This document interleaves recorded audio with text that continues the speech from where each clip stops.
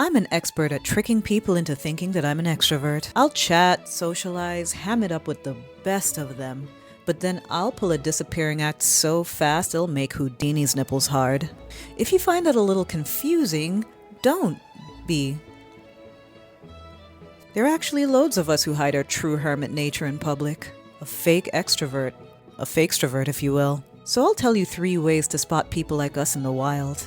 We're with an extroverted anchor friend. This is the designated extrovert friend that we pass on the social burden to when our batteries start to run out. So if you see a pair of friends at a social event and one is a real extrovert and the other a fakestrovert, watch as one of them begin to gradually fade away until they eventually become an inconspicuous piece of furniture.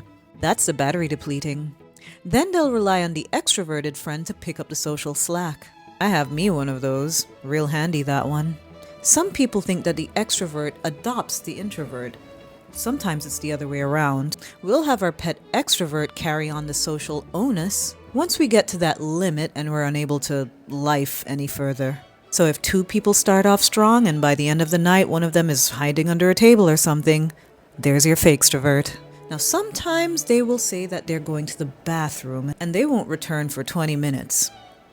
Or even ever. Maybe they'll pretend they have something important to do on their phone, a phone call maybe. If they disappear into the bathroom and come back a half hour later saying, "I'm sorry, my IBS is acting up," that actually means introvert bathroom sabbatical. Okay, so pay attention, I'll let you in on a secret. The reason a fakestrovert can seem so composed is because most of it is largely performative, almost like a persona.